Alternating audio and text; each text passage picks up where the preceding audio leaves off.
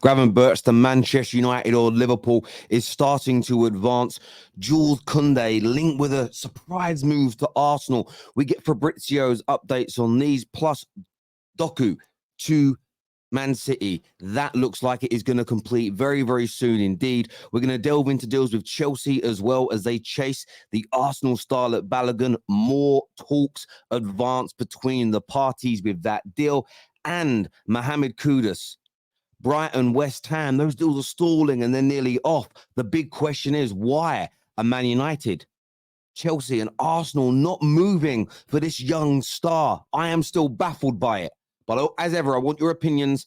Hit the like buttons. Make sure you're subscribing. Let's go.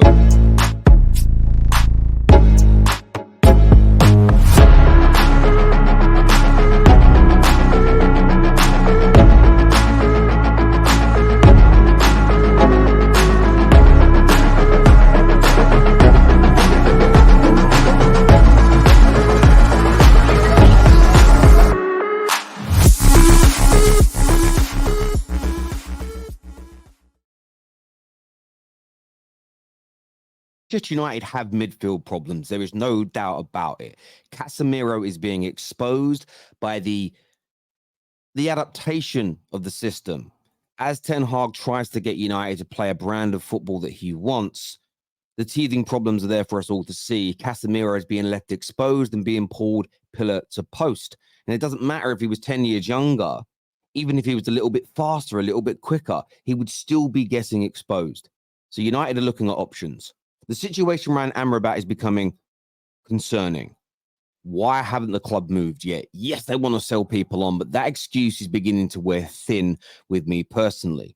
There is now talk, and Fabrizio Romano talks about it again here today, that Ryan Gravenberch situation, he says it remains the same as 3 days ago. However, the likes of Samuel Luckhurst and other Man United journalists are now starting to report that the club are becoming ever more interested in trying to sign the Bayern Munich and ex-Ajax midfielder.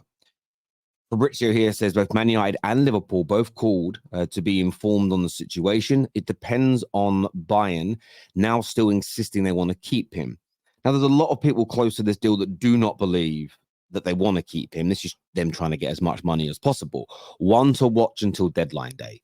The problem, again, I have with this, and it's not about the news. The news is what Fabrizio is telling us it is. My problem is I look at Man United, Liverpool to a lesser extent, because I think McAllister and Szoboszlai can do the Gravenberch role. But Man United needs someone like him. What on God's green earth are we waiting for? I understand, I've got to get rid of some players and balance the books. But the next 2 Premier League games before the transfer window ends are important. Every point this campaign matters. There's so many good teams fighting out for Champions League spots, fighting out to be at the top of the table. You drop 4 points in the next 3 games. You lose both games. You drop 2 points, whatever it is, you drop whatever you drop. You're not making that back up. We need to bolster that midfield. How do you see this one going, people? I need to know now. Amrabat, Gravenberch. A week ago, it sounded like Man United were going to get both.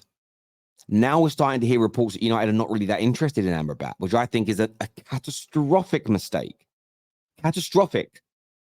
Gravenberch, if you add him, does that transform the Man United midfield enough?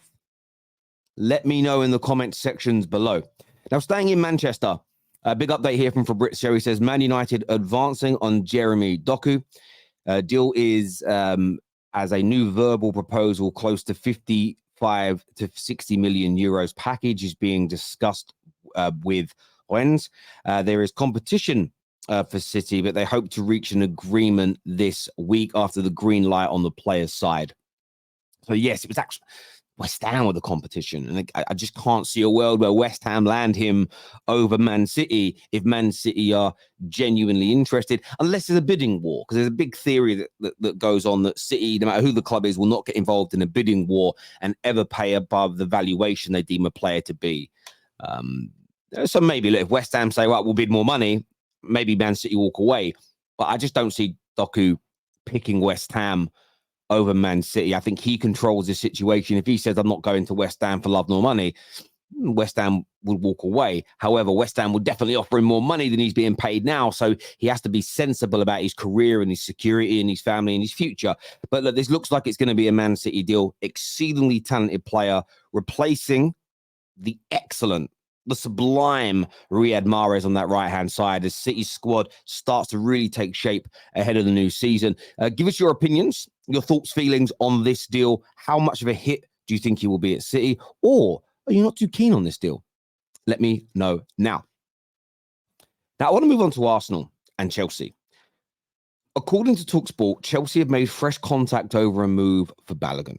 The article here says the Gunners could raise funds by selling one of their major rivals. Indeed, Chelsea remain without all too many convincing options up front and could reportedly turn their attention to Balogun. Arsenal are ready to demand as much as 50 million for the American international, and TalkSport claim the Blues have made fresh contact over a move.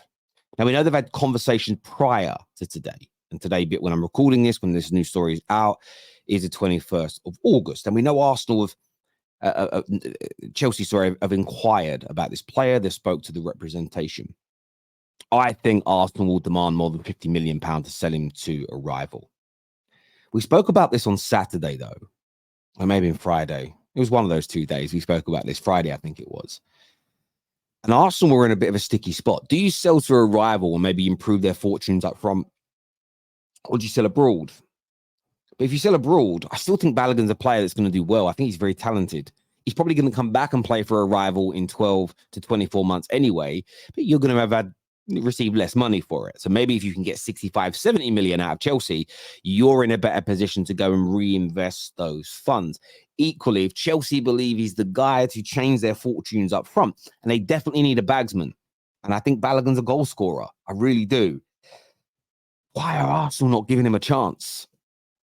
Why are they not saying, listen, Jesus is out. You're the guy.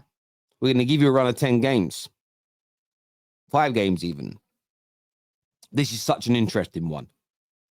I've rated a lot of Arsenal's business recently, but the more I think about this deal, and again, this is the thing with football fans. We have to learn to be less polarized, less stuck in our ways, and have the ability to think through situations. And the more I think through this situation, I don't think Arsenal should sell him. I think Arsenal should work with him to get him more game time because I think he's going to be a star. I really do. And if Chelsea sign him and start scoring goals, I know they got a lot of stick yesterday, a hell of a lot of stick yesterday for the game, not killing West Ham off when they were on top. You start adding goal scorers to this Chelsea system and they become a problem. They become an issue. But Gooners, I want your opinions on this as well as Chelsea fans. You might think I'm completely off track, but let me know below. Now, staying with Arsenal, we'll come to Kounde in a minute, back to Fabrizio on that. But West Ham Central put an update up here from Jacob Steinberg, and it says that personal terms have been agreed with Kudus, but Ajax are holding out for £44 million for the Ghanaian, and the Hammers have offered £41 million. The Hammers are resisting paying the extra £3 million, and the talks have stalled, and the deal was at risk of ending. Fabrizio Romano has said very similar, so has David Ornstein, that this deal is close to collapse. The deal with Brighton collapsed. The deal with West Ham is collapsing. It's striking me as odd.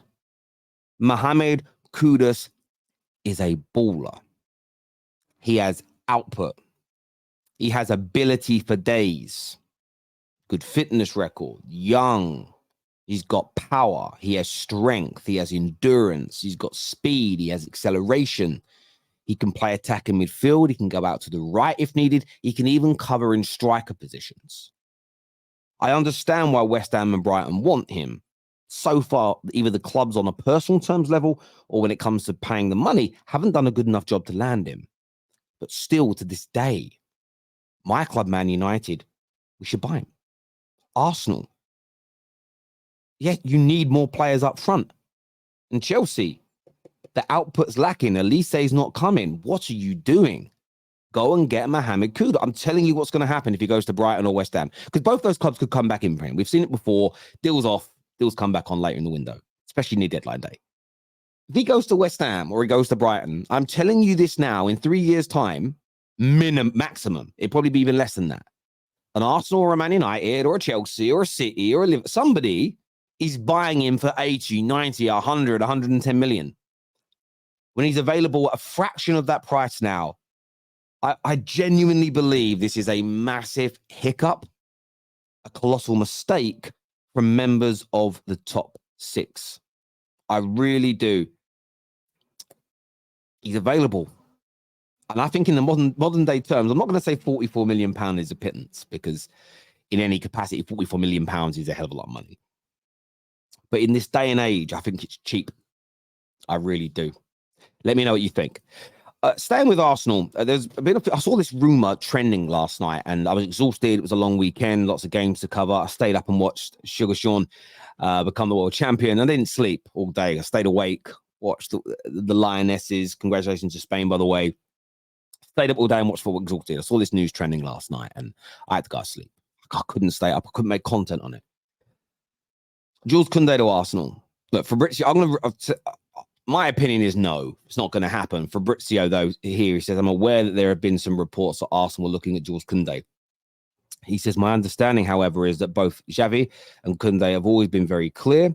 They want to keep going together at Barcelona. So at the moment, this situation is quiet. He says, in any case, Kounde would cost a lot of money, not a cheap deal at all. I'm not aware of concrete contact. I just don't see the club buying a player like Kounde to replace a situation with Urian Timber. It would be too much money for what is still only a short stroke, medium term hole. Players like Pavard would be very different because they're seemingly available a lot cheaper.